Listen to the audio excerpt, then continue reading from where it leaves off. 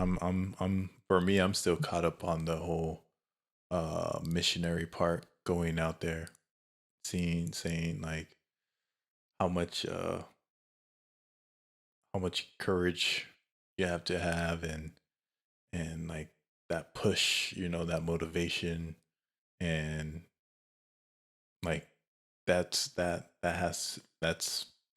divine, like you can't cultivate that yourself.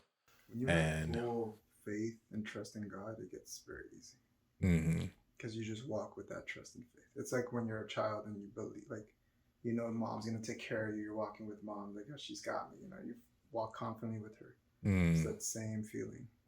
And I'm it not quite sure if I could agree on easy.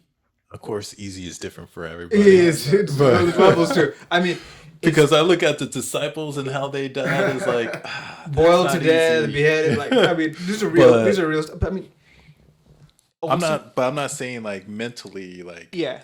it wasn't easy for them, There's a but the thing is, even if you could intellectually get to the point where you're like, I know I have to do this. I know mm, I'm called to do this. yeah. Um, it takes really the same type of redeeming heart that only Jesus can give, Hmm. where he wants to save a soul regardless, Mm, right? He regardless. regardless. He said, if this cup can pass from me, right? But at the end of the day, he says, okay, if that's what I have to do, I'm gonna have to do it, Hmm. right? I'm gonna, even though I'm gonna be birthed into the world during the time of the world's history where they invented the worst way to kill somebody, I'm still gonna enter the world at that time Oh. and then do it. I mean, think about that. That's real stuff right there. He, Jesus didn't count it as loss, Mm. and Sweating blood is not is definitely a hard thing to do. yeah, I mean, Oh. at the end of the day, he says there's no love greater than to give your life Mm. for your brother, your sister.